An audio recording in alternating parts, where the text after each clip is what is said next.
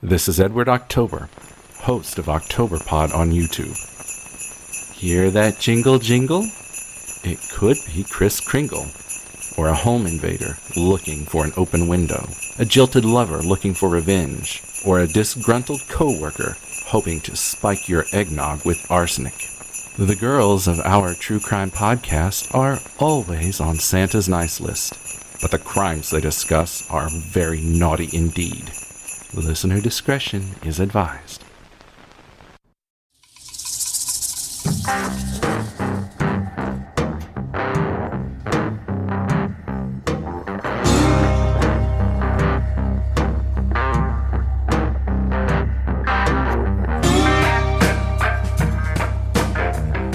Hey, Jen! Hey, Kim, how you doing? What is today? Today is the very first day of the 12 Nightmares Before Christmas. Yes, it Season is. 6. Day the 6th year. 1. 6th annual. 6th annual, that's right. Yes. Can you Sixth believe time we've been we've done doing this that. for 6 years? No, I cannot. This is our 6 years? Unbelievable. I cannot believe it. Unbelievable. Oh, do you want to tell the good friends how this all unfolds for our new listeners? And, of course, the ones that have been with us since the beginning should know. Sure. Basically, we start on December 13th, which is today, and we do kind of like an advent calendar for you. We start with day 1, and as the number of the days grow bigger, so does the crimes. So, get ready. Buckle your seatbelts. There's some doozies this year. There is. And, we just thought, you know what better way to bring in the holidays with family and loved ones than to listen to a true crime podcast? And, well, actually, it was my daughter's idea when we first started. She was like 14 or 15. I don't know what it says I think about she was my even parenting. younger. Oh, Honey, it was 6 years ago. do She the was math. 11 or 12. I was Yeah. gonna say, do the math. So, we were trying to find something fun to do to make us stand out at Christmas. And she's like, why don't you do like an advent calendar? And I'm like, oh my gosh, that's a great idea. And of course, it was 3 weeks before we absolutely had to put everything out. So we were struggling to write, research, and record and all that kind of stuff by December 13th. So if you listen to the very first episodes, we were kind of a little slap happy because I think we were recorded recording them about all 6 in one to day. 8 hours in one day, did we not? And this is when I went to your house. So we are Exactly. like by each other, which did not help with the giggles. Not that murder's funny. No. But if you listen to that first 12 Nightmares Before Christmas, you'll understand. Yeah. You will laugh too. I think it's I promise episode you. 9 is when we lost it. We recorded 9 episodes that day and then we lost it and we couldn't do anymore. But now we've gotten a little bit more serious. We're still but after 6 years, our research, it's still not as deep as what we do for the rest of the year. Episodes are a little bit shorter, but you still get the same quality and you still get us, which is what everybody wants, right? Are we quality though? I don't think so. But it is us. So they get us, Jen. What can I say? They get us wrapped up in a bow, and we're here to help you get through your Christmas or holiday seasons, baby. Shopping, true crime. Cooking, true crime. Dealing with family, true crime. Yep. Or we're just here to keep you company. That's it. That's what I meant. So anyway, shall we start day 1? I'm ready. You ready? All right, let's go.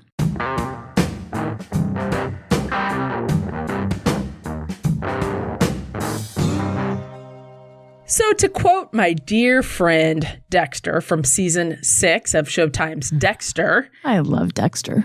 high school is brutal. And this is my favorite quote ever. And as a high school teacher, I totally agree. High school, a small world unto itself, combining all the elements of a federal work camp with those of a third world poultry farm. Yes, that's right. We all know how tough the teenage years can be. You're trying to fit in. You're trying to figure out who you are. You're trying to figure out what you are. And really, you're just trying to get through. That was no different than the story of the kids I'm going to tell you about today. Adrianne Reynolds, a 16-year-old, had recently arrived in town in November. Originally, Adrianne had been residing in Kilgore, Texas with her mother. However, due to difficulties she had encountered in school, her parents made the decision to send her to live with her stepfather, hoping that a change of scenery would provide her with a fresh beginning. Adrianne relocated not too far from us in East Moline, Illinois, where her father and stepmother eagerly welcomed her. They were very excited that she was going to move in and spend some time with them. Right across the river. Yep. It is right across the river. Now, it was in East Moline that Adrianne crossed paths with Sarah and Corey. Like most teenagers, all Adrianne really wanted was to fit in. And she was an outgoing and talkative girl who loved to sing. Her biggest dream was to be a contestant on American Idol. Oh.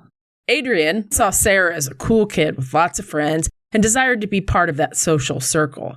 Adrianne's wish came true, but their friendship took a dark turn after some typical teenage drama. This time, however, the teenage drama would not fade away like an old yearbook photo. It would escalate to a tragic murder. In 2005, Adrianne was excited to start Black Hawk College. Now, Black Hawk is an outreach program that helped struggling students get their GED and had around 80 students. Adrianne dreamed of joining the Marines, but she needed to get her GED to be allowed to enlist. Desperate to find new friends and a place to belong, she was excited when she met Sarah Kolb and Corey Gregory at Black Hawk. Born on April 23, 1988, Sarah lived in Milan, Illinois, with her parents. She was all the things that made her popular back in high school. Pretty and outgoing, but she had a dark edge to her, a dark side, if you will. She had black streaks in her hair and piercings that went with her punk style and attitude to match. Now, you have to remember back in 88, this was a little different than it is today. Today, they can't sport anything, but this was, They stood out because everybody mostly was very preppy. Yes. 88, preppy is where everybody was. Corey Gregory was born on November 2nd, 1987. Now, Corey was a good fit for Sarah because he was quiet, even shy, the exact opposite of Sarah. The two had something else in common. They were both, you ready? Mm-hmm. Juggalos. I had to look all this up. Learn some important things. Yeah. Uh-huh. For those I actually have some beanie bag juggalos. Of course. That I need to sell on eBay one day. For those of you that don't know, because I knew what it was, I didn't quite know. A juggalo, or the feminine juggalette, is a fan of the hip-hop group Insane Clown Posse. So this group was signed to Psychopathic Records, and they developed quite the cult following back when they hit. Juggalos have developed their own idioms, slang, and characteristics. When they first met, Sarah and Corey were just two juggalos in love. Corey would say that Sarah was the only one who knew the real Corey. The relationship as boyfriend and girlfriend did not last, but instead ended up being best friends who would do anything for each other. Sarah was the kind of kid that others wanted to hang out with. Corey adored Sarah, and everyone knew it. He was hopelessly in love with Sarah, and she used it to her advantage. Sarah was described as a jealous person who constantly sought to be the center of attention. Despite being aware of Corey's romantic feelings for her, Sarah maintained a close relationship with him while openly dating other people. They were the perfect pair until the day that Adrianne showed up. Now, when Corey met Adrianne Reynolds, the new girl, he befriended her, and he even introduced Sarah to Adrianne. They quickly became close friends. Now, interestingly, Sarah started paying more attention to Adrianne than to Corey, which sparked a hint of jealousy. However, Sarah was undeterred and pursued a romantic relationship with Adrianne. The two of them exchanged letters discussing Sarah's bisexuality and Adrianne's curiosity about exploring her own sexual preferences. While the two teenagers may have spent some time together and engaged in flirtatious behavior, Sarah and Adrianne never officially became a couple. In fact, Sarah was in a relationship with the new boy, and there was always Corey, who she knew had strong feelings for her. Adrianne, too, was involved with other people and dating boys. Sarah Kolb desired to be the exclusive object of affection for those around her, and this desire fueled her growing frustration and jealousy when Adrianne went on dates with boys or expressed attraction toward them. Now, at one point, Adrianne even asked Corey Gregory out on a date, which did not sit well with Sarah. Sarah always was asserting herself as the dominant figure. She became increasingly jealous of Adrianne's dating life because it diverted attention away from her. However, when Sarah discovered that Adrianne had shown some interest in Corey, she was determined not to let that happen. Losing your best friend and your love interest, that's not going to work for her. Mm-mm. Fueled by this kind of resentment only a scorned teenager can muster, Sarah embarked on a mission to make Adrianne's life miserable. She resorted to name-calling, threats, and various forms of harassment, turning Adrianne's existence into a tormented existence. Corey, naturally, took Sarah's side in this dispute, because of course he would. And despite Adrianne's attempts to mend the fractured friendship, Sarah was unwilling to reconcile. It had gone too far by then. You know, with teenagers, everything is so dramatic. Oh my gosh, yes. Am I lying? Yeah, It's the end of the world. Everything is the end of the world. Now, the teens all attended a party in December of 2004, and it may have been a foreshadowing of what was to come. Adrianne, who was dating 17-year-old Andrew, called him after the party to tell him about a frightening encounter. Adrianne told her boyfriend that Sarah pulled a knife on me and said, "Get the hell out of the house and stay away from me and my friends." Boy, that would be so terrible to be kicked out of a party and embarrassing, not to mention having a knife pulled. And the knife pulled would be scary. I seem to recall being kicked out of a party. Yeah, that was a little private joke between Jen and I being kicked out of a party in high school. Year, yes. FYI, we didn't leave. No, we did not. According to Andrew, Adrianne responded, "Do what you need to do. Kill me. I don't care."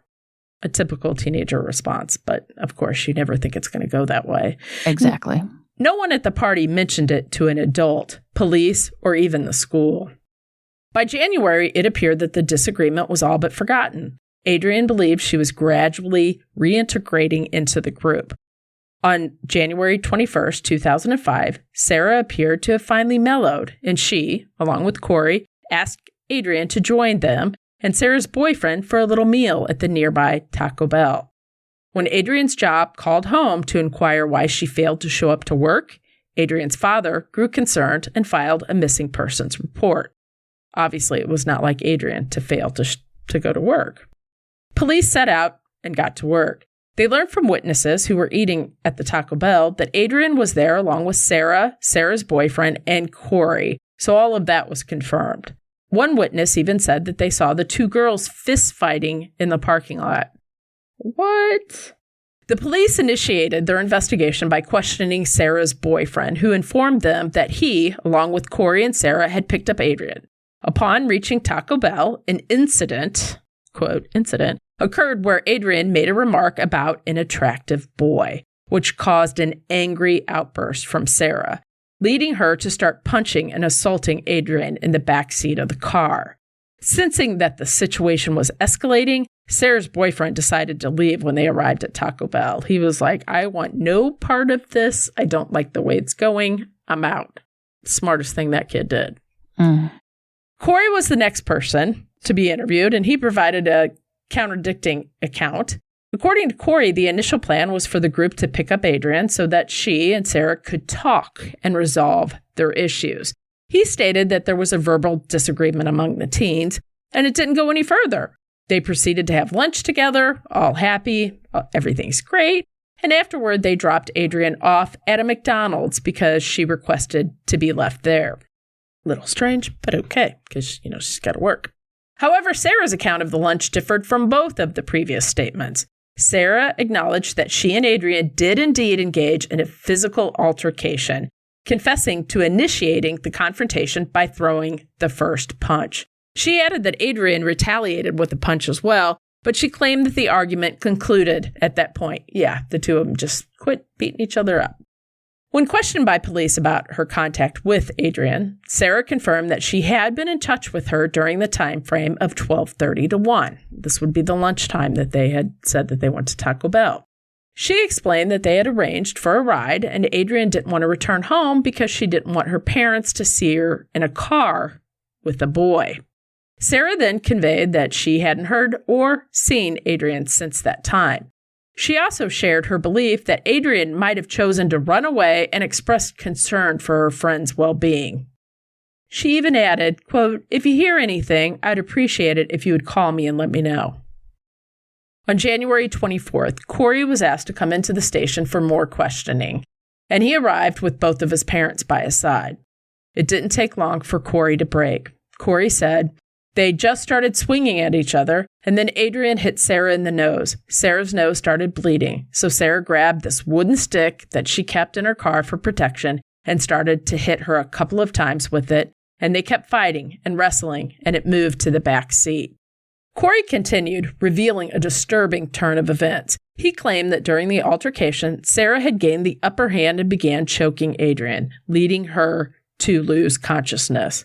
According to Corey, he and Sarah then took a break. That's right, a break. A break. Lighting cigarettes and sitting on the car's hood while Adrianne remained on the ground. She's not moving at this point, by the way. When they finally got to the car, they discovered that Adrianne was no longer breathing. Corey stated that they placed Adrianne in the trunk of the car and drove to Sarah's grandparents' farm on the outskirts of East Moline. Once there, they removed Adrianne from the car where they doused Adrianne in gasoline and set her on fire. He mentioned that he used a butane lighter to ignite the gasoline, and he and Sarah watched as Sarah rested her head on his shoulder. Jesus. What is wrong with people? I don't know. It's horrific. So violent. Young kids. Young. Seriously. What does it take to get to that point? Exactly. And you're young. They're babies. They're babies, for sure. And this is how you're going to know they're babies. You ready? Mm-hmm. The teenagers believed that once a body was set on fire, it would burn completely. Corey added, quote, Sarah decided we needed to get the body off of the land and says, we got to cut the body up. Corey said that Sarah told him he had to dismember Adrianne's body, but Corey refused.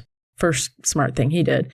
The teens had an idea of who would help them do this dastardly deed, a boy named Nathan Gaudette, who liked to butcher animals. Nathan arrived on the farm the next day and proceeded to dismember Adrianne's body with the saw he borrowed from his grandfather. How do you even talk somebody into doing that for you?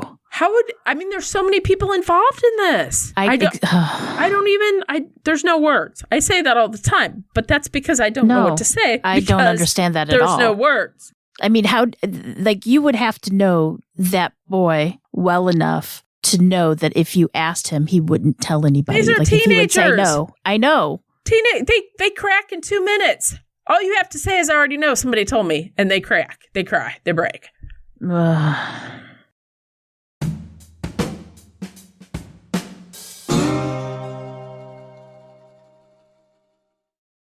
Cam and I know how stressful the holiday season can be. There's so much that has to be done and only a small window to complete it all. We have a hard time eating nutritious meals at the best of time, and it's extra hard to do while we're tackling our holiday to-do list. So we're thankful for Factor, America's #1 ready-to-eat meal delivery service this year. Factor brings chef-prepared, dietitian-approved, ready-to-eat meals delivered straight to your door. Factor has meals for every part of your day, not just for dinner. Choose from quick breakfast items, lunch to go, grab-and-go snacks, and ready-to-drink cold press, juices, shakes, and smoothies. Plus, there are over 55 different add-ons to suit your taste. You know, last spring, I wanted to lose a couple pounds, so I looked into Factor, I found it, and I was so delighted with not only how good it is, how tasty the meals are, but really just how filling it is. It's incredible. They're so quick and easy. Even my picky kids like them. And you have to try the chicken pot pie pasta. So good. My youngest loves their smoothies. Treat yourself to high-quality, delicious meals over the holiday. Choose from 35-plus chef-crafted meals every week that support a healthy lifestyle, whether it's Calorie Smart, vegan and veggie, or Protein Plus, which is the ones I prefer. They're always fresh, and they're never frozen. Oh, and they're always delicious. The best part, that it only takes 2 minutes to warm up in the microwave, so there's no excuse for you to be hangry. So true.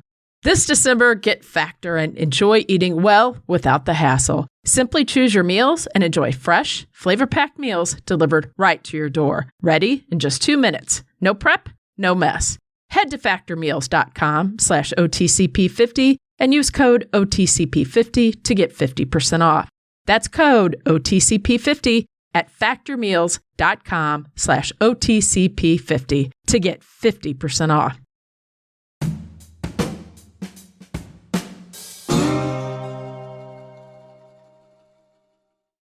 Corey Gregory accompanied the police to the discovery of Adrianne's remains. A part of her body was found beneath a manhole cover in Black Hawk State Park in Rock Island, while the rest of her remains were located in the woods near Sarah's grandparents' farm. The exact cause of death could not be definitively determined, but the medical examiner suggested that the condition of the body was consistent with that of a strangulation victim. Corey clarified that he was not involved in causing Adrianne's death, but he did admit to assisting Sarah in concealing her body. Following the recovery of Adrianne's remains, 16-year-old Sarah Kolb and 17-year-old Corey Gregory, that's right, 16 and 17, did you hear their ages? Just babies. Were both arrested and faced charges of first-degree murder and concealment of a homicide. 16-year-old Nathan Gaudette was also arrested and charged with concealing a homicide. You'd think he'd get more. Corey and Sarah entered pleas of not guilty. In contrast, Nathan pleaded guilty to the charge of concealing a homicide and received a relatively lenient sentence of 5 years in juvenile detention, which many saw as an inadequate sentence given the severity of his involvement in dismembering the victim's body. I would think he would get way more than that. It's kind of a slap in the face to Adrianne's parents. Yes, her it family. is. I mean, Sarah Kolb faced trial in Rock Island County in October of 2005. Sarah consistently maintained that she was present at the time of Adrianne's death, but alleged, of course she did, that Corey was the primary aggressor. She claimed that Corey became enraged and attacked Adrianne using a belt to strangle her. Sarah argued that her involvement was driven by fear, asserting that if she assisted in covering up the incident out of concern that Corey might harm her. I just want to stop here. I didn't even write this in here, but Sarah was such the leader. And if you see a picture of them side by side, Sarah is the ringleader for sure. Oh, yeah, she's the manipulator. Just gonna say that. Mm-hmm. You can tell. Corey presented a differing account, asserting that Sarah was the one who had strangled Adrianne using a belt. However, he did admit to his involvement in restraining Adrianne to allow that to happen. That's awful. That is the stuff that would haunt me in my nightmares, I swear to goodness. During the trial, witnesses testified about Sarah making derogatory statements about Adrianne in the weeks leading up to the murder.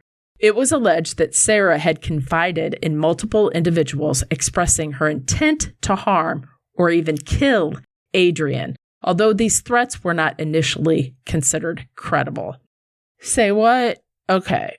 If that was you in school, I would say, Jen, I love you, but we're going to go get you some help. You can't do that. You can't do that. You just can't. And I know kids are, the hormones are crazy and they say and do things they shouldn't, but still. But do you think people actually believed anything that would happen? Like, people spout off all the time. I know, but you and I we both subscribe to the school of thought. You can never threaten to kill yourself or someone else. Because if you do, right. I need to know, because we're going to the hospital right now. You and I have discussed that, right? In regards to things. That right there, I know. Thinking back as teenagers, I don't know. I don't think I ever uttered anything about I'm going to kill you or no, but I mean, if I would have said that to you, wouldn't you have been like, Cam, nope, we're going to go see the counselor. Like, you just have to do that. Maybe. I don't know. I don't know, but still. Nowadays, yeah, I think it's credible.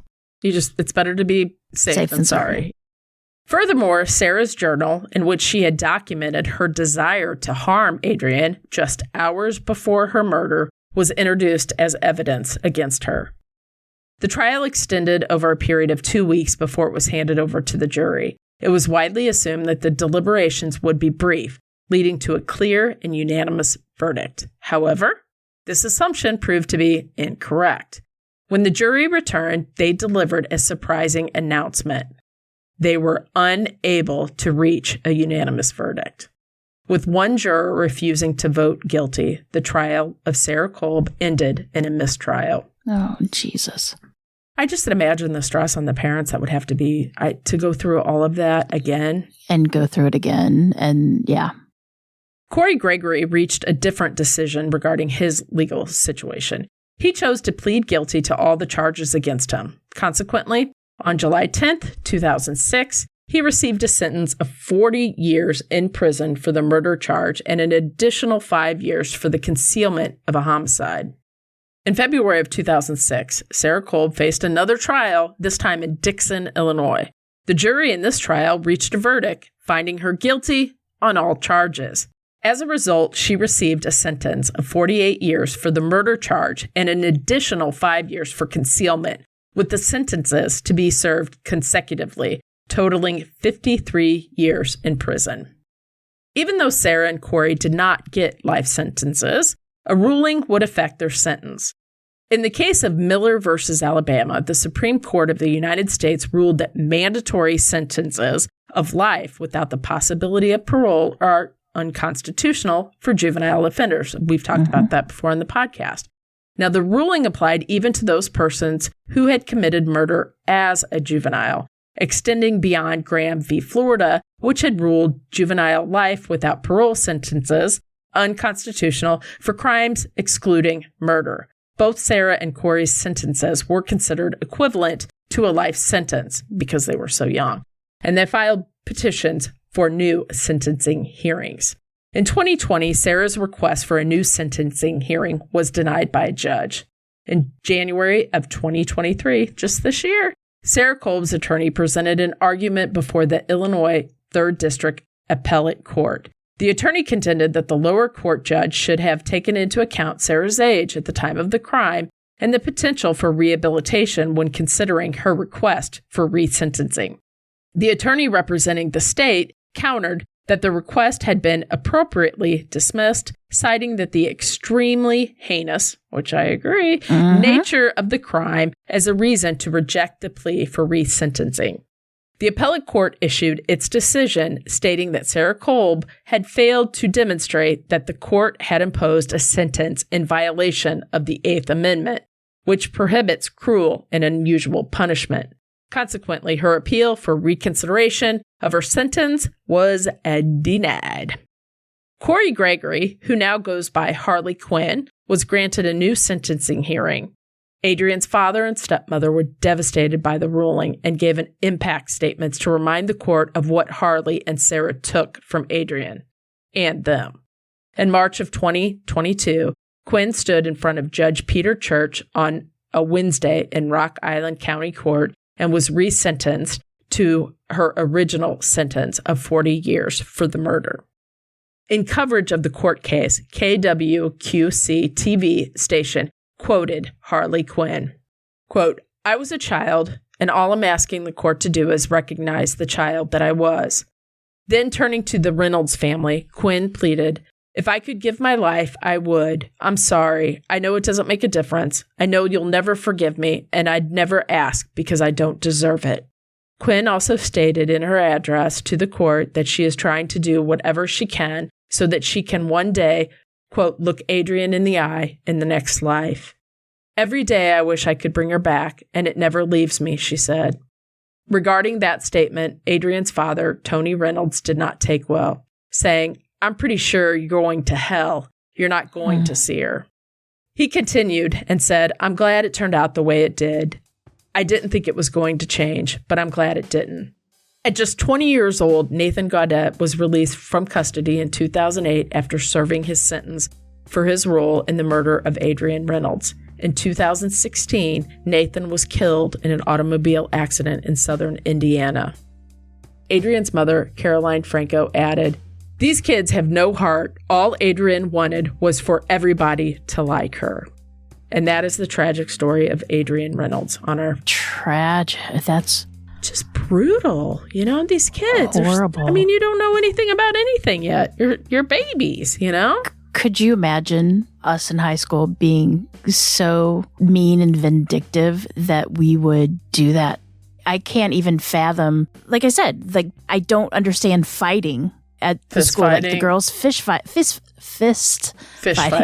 Yeah, fish fighting. I can't understand that, much less killing somebody, then burning their body, then having somebody come and... I often wonder, too, because I've thought about this, because I've covered...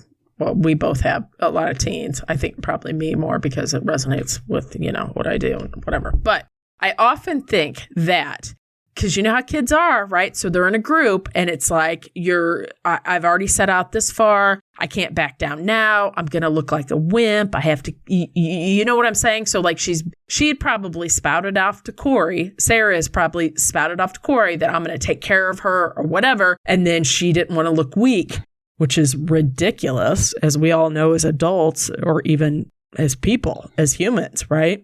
So I wonder if it kind of gets to that point in the kids, the mob mentality of kids, peer pressure, right? To do it. And you don't want to look like you're weak if you don't follow through with things.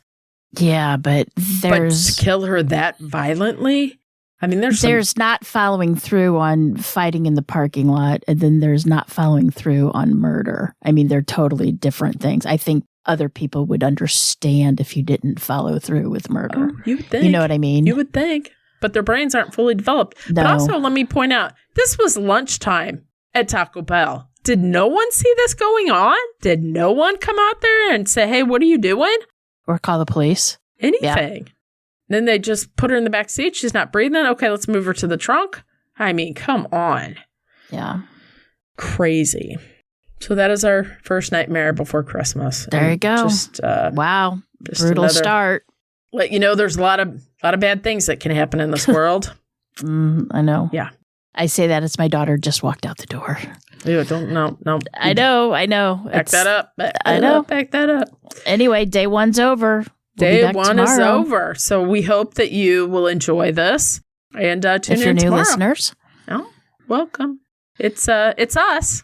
That should be our logo. It's our us. True Crime Podcast. It's us. It's us. It's our true crime. You're included in it's the ours. hour. It's all of ours. It's all of ours. Hey, if we have to take this journey, so do you people. Yep. All you gotta say about that. Anyway, good job on the first day. Stay with us. Come back tomorrow. And I have the second day. That's right. So I'm going to take the tennis ball and fling it over to Jen. Yep. We'll see you tomorrow. But until then, remember, lock your doors. Keep passing by those open windows. Bye-bye. Love ya. Merry Christmas.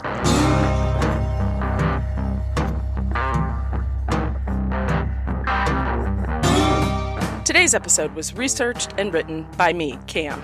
For more information about this episode, as well as all the sources I used, please check out our show notes or the podcast website at ourtruecrimepodcast.com. Our True Crime Podcast is developed and created by hosts Jen and Cam. Original music and audio mix of all our True Crime Podcast episodes is courtesy of Nico Vertesi from We Talk of Dreams. Listener discretion is provided by Edward October from October Pod VHS. Our True Crime Podcast is executive produced by Nico Vertesi and Dick Bain. Make sure to like and subscribe to Our True Crime Podcast wherever you listen to your podcast. We can be reached on Instagram and Facebook at Our True Crime Podcast or on Twitter at Our True Crime Pod.